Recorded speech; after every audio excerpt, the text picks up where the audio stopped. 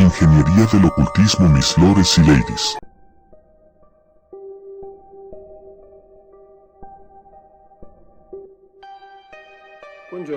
Buenos días. Hoy estamos hablando de un pasaje bastante controvertido de la Biblia. Y hacemos una cosa, lo leemos de inmediato así, que al menos. Estamos en Génesis 24, y Abraham envía a su siervo más importante, el que está a cargo de sus posesiones, a buscar esposa para su hijo Isaac. Abraham ya era muy entrado en años. Y Yahvé lo había bendecido en todo. Bendito en todo, me acuerdo de él, significa que le había dado salud, riqueza, honor y poder, y nosotros tenemos, ya lo leímos, en los comentarios de los mismos judíos, quienes precisamente dicen que la bendición de Yahvé consiste en las posesiones materiales. Entonces, Abraham dijo a su siervo, el mayor de su casa, que tenía potestad sobre todos sus bienes. Su siervo se llamaba Eliezer, y en Génesis 15, se dice que es Damaseno, a pesar de que el versículo 2 es un versículo corrupto. Yo diría casi irreparablemente corrupto, sin embargo, era originario de Damasco. Entonces, evidentemente era como decir, un poderoso, porque era el administrador de los bienes de Abraham, quien, como sabemos, no fue un manso pastor, porque era un caballero, es decir, era un hombre poderoso, que pertenecía a la alta casta militar de Mesopotamia, de donde procedía, y que tenía un ejército. Entonces, le dice a su siervo Eliezer, ¿qué significa? Él es mi ayudador. Pon tu mano debajo de mi muslo, y te haré jurar por Yahvé, que no tomarás mujer para mi hijo entre las hijas de los cananeos, entre los cuales habito, sino que irás en mi tierra, entre mi parentela, a escoger esposa para mi hijo Isaac. Y dice, pon tu mano debajo de mi muslo, es una traducción, que es un eufemismo, porque en realidad, la mano estaba puesta debajo de los genitales, y en el juramento, los genitales fueron tocados, por lo que no los muslos. El siervo puso su mano debajo del muslo de Abraham, su amo, y así le hizo el juramento requerido. El siervo tomó 10 de los camellos de su amo, y trajo toda clase de cosas preciosas de su amo, que en verdad era muy rico, porque era bendecido por Yahvé. Partió y fue a Aram Nacharaim, a la ciudad de Nacor. Y Aram Nacharaim significa Aram de los dos ríos, y Nacor era el hermano de Abraham. Entonces, ¿dónde está el problema en este versículo? El problema radica en que estamos hablando de camellos, claramente de camellos, es decir, el llamado camello bactriano, es decir, el camello de dos jorobas. Por lo que no debe confundirse con el dromedario, aunque se mencione varias veces al dromedario en la Biblia. Pero el problema es que la arqueología ha constatado que en la tierra de Canaán, los camellos están presentes de forma masiva, solo desde el siglo X a.C. Es decir, la domesticación de camellos en la tierra de Canaán habría tenido lugar, o en todo caso, la importación de camellos domesticados en la tierra de Canaán habría tenido lugar aproximadamente 10 siglos después de los hechos de Abraham, por lo que lo dicho es claro, una falsedad, esto es claramente un error, por lo que es claramente un anacronismo, y se usa de diversas formas. Y luego volvemos a eso.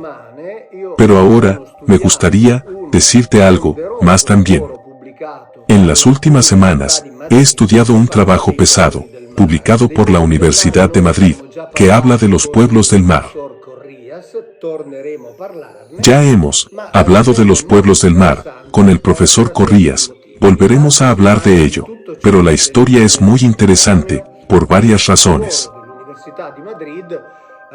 Mientras tanto, estamos hablando de todo lo que pasó en el Mediterráneo, y este trabajo de la Universidad de Madrid da cuenta de cientos de hallazgos arqueológicos que se produjeron precisamente en la zona que va, digamos, desde la tierra de Canaán hasta España, pasando por Grecia, y que por tanto, documentan la presencia de la civilización micénica, documentan los intercambios comerciales, tanto de bienes manufacturados como de artefactos y materias primas, por tanto, documentan todas las relaciones culturales que existieron en el Mediterráneo,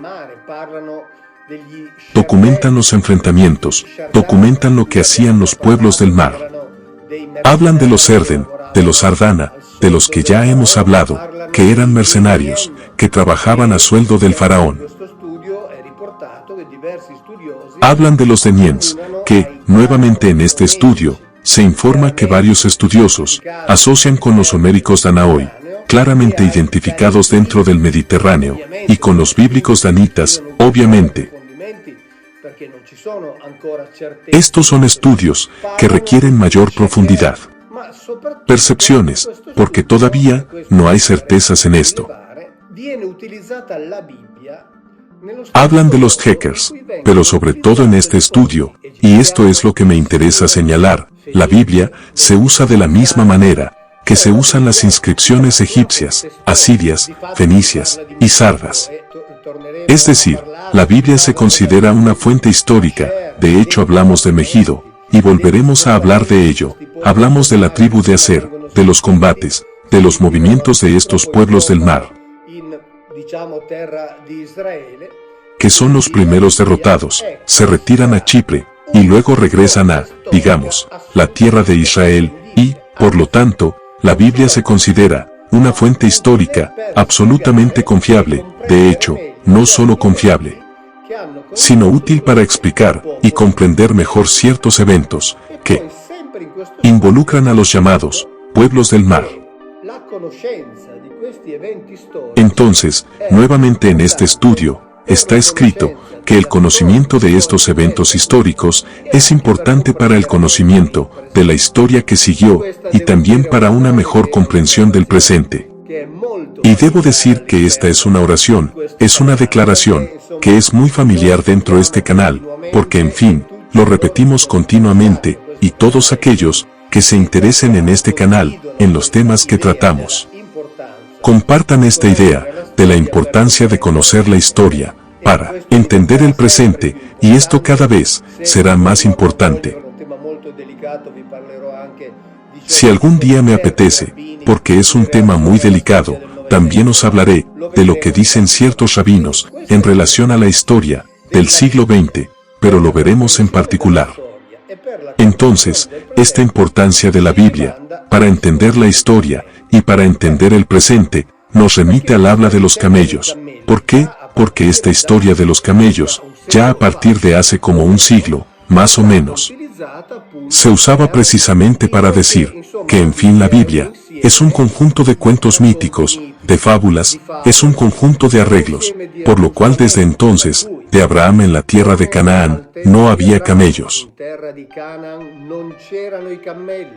No había camellos domesticados. El hecho de que la Biblia le atribuya camellos a Abraham significa que los autores bíblicos, que no conocían la historia, cuando la escribieron, digamos, durante o después de los exiliados babilónicos, como conocían a los camellos, los insertaron artificialmente. Esto, por ejemplo, ya lo escribió W.F. Albrecht, y luego otros estudiosos, como Sapir Maid Abson-Sein, que incluso escribieron un artículo en National Geographic, hablando de este bíblico anacronismo. Pero, ¿estamos seguros de que es un anacronismo?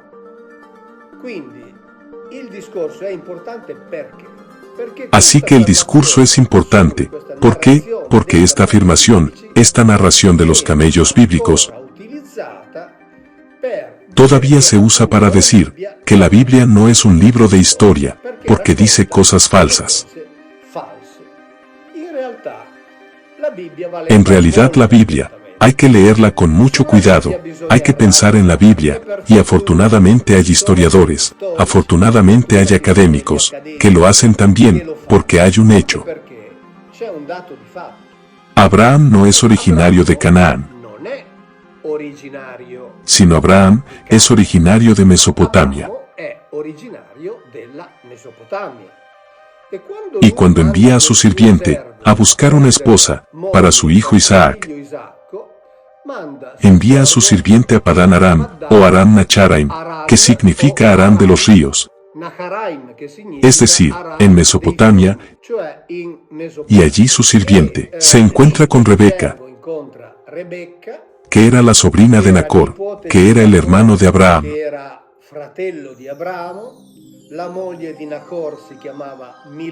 La esposa de Nacor se llamaba Milca, y Milca significa reina. La esposa de Abraham se llamaba Sara, que quiere decir princesa. Por lo tanto quiere decir que estas familias pertenecían a la alta casta militar noble de Mesopotamia, digamos arriba en el norte, en la frontera con lo que sabemos, que es Siria, y recuerdo como dije antes, que ese siervo suyo Eliezer, se define en Génesis 15:2, como Damaseno, que es de Damasco.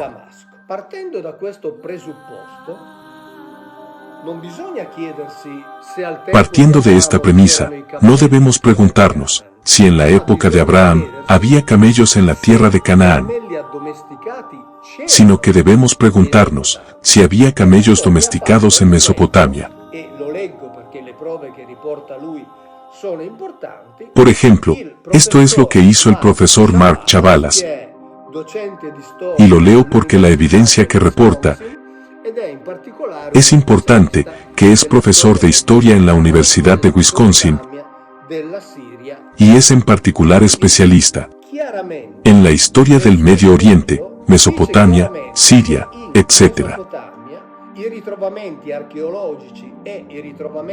Dice claramente, en su estudio, dice claramente que en Mesopotamia, los hallazgos arqueológicos, y los hallazgos documentales, y epigráficos, testifican que la domesticación de los camellos, repito, camellos no dromedarios, tuvo lugar, al menos, hacia mediados del tercer milenio, antes de Cristo. Entonces en Mesopotamia, la patria de Abraham, había camellos, y veamos cuáles son algunas de las pruebas que trae que realmente son arqueológicas. En número 5, él dice, una de las pruebas más sólidas de la domesticación de camellos proviene del sitio de Esnunna, que se encuentra a más o menos a 20 kilómetros de Bagdad, y una placa del tercer milenio, de mediados del tercer milenio, antes de Cristo, muestra un camello montado por un humano, es decir, por lo tanto, un camello claramente domesticado. Otra fuente que pertenece al siglo XXI, entonces, estamos justo antes de la época de Abraham, que es un texto de Pusvish Dagan, que está a 10 kilómetros de Nippur. Aquí se han encontrado miles de tablillas 12.000. Ya han sido publicadas, registran la entrega de camellos, por lo que significa que los camellos fueron intercambiados. Tercera evidencia, un texto de 1700 nuevamente, que dice, sin embargo, que cita un texto anterior, del tercer milenio antes de Cristo. Una vez más, estamos en un periodo anterior, al de Abraham. Un texto que proviene de Nippur, dice, la leche del camello, es dulce. Por lo que es claro, que el camello fue domesticado, los camellos fueron ordeñados, y su leche, era una fuente de alimento. Así que las montaban, las entregaban porque las comercializaban, las ordeñaban porque se usaba su leche. Cuarta evidencia, nuevamente un cilindro, esta vez un cilindro, que es por lo tanto un sello, muestra, y aquí dice claramente, camello de 2 umped, es decir, un camello de 2 jorobas, con 2 personas, sobre él. Y por lo tanto, con 2 personas montándolo. Este sello fue encontrado, digamos, cerca del área de Al-Alaq, la frontera actual, más o menos, entre Turquía y Siria. Y en esta misma área, nuevamente otro texto, incluye camellos en una lista de animales domésticos que requieren alimento. Entonces, he enumerado 5 elementos, 5 pruebas que nos dicen que en la época de Abraham, en el territorio de donde vino Abraham, había camellos, se domesticaban, se usaban como medio de transporte, se montaban, se fueron comercializados, se utilizaron, así como una fuente de energía. Aquí estamos, les dije, con los estudios muy pesados de un profesor de la Universidad de Wisconsin. Sin embargo, estamos llegando a Europa y el profesor Martin Eide, de la Universidad Philipps de Marburg, dice exactamente lo mismo. Pueden leer el texto, y dice que los camellos fueron domesticados al este de las montañas Zagros, y luego traídos a Mesopotamia, a mediados del tercer milenio, antes de Cristo.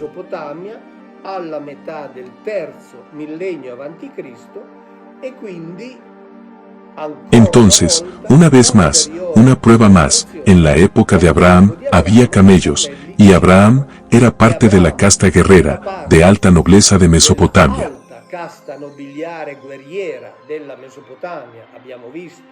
Hemos visto, la esposa de su hermano, se llamaba Milca, que significa reina, su esposa se llamaba Sara, antes era Sarai, que significa princesa. Tenía un ejército, tan claro que estaba, entre los que obviamente, poseían los medios, que eran, diríamos, más populares en ese momento, tal vez incluso más valiosos, por lo que no estaban tan distribuidos a nivel popular, pero ciertamente, las castas altas allí, tenían si bien, como bien dice la arqueología, en Canaán, la presencia masiva de camellos domesticados, está documentada. Solo a partir del siglo X a.C., es decir, a partir del periodo del faraón Sheshonq I. Incluso parece que decimos que la llegada masiva de camellos está precisamente ligada a este periodo de luchas por la conquista de ese territorio entre el faraón y las demás potencias del Medio Oriente. ¿Qué significa todo esto?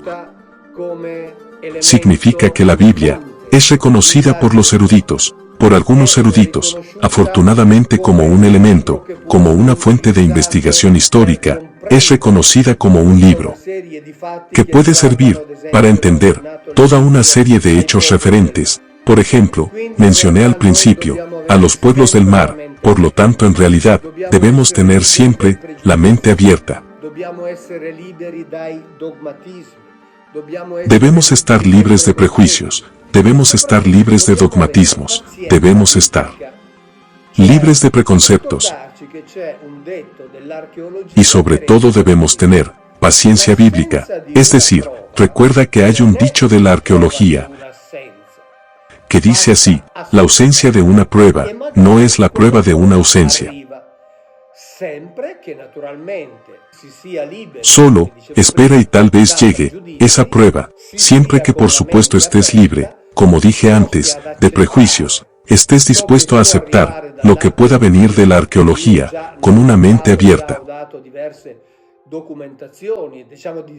Ya he hablado de ello, ya he aportado varias documentaciones, digamos de confirmaciones bíblicas, en cuanto a Oriente Medio y el Mediterráneo. Volveremos a hablar de ello, con el profesor Corrías, y por tanto,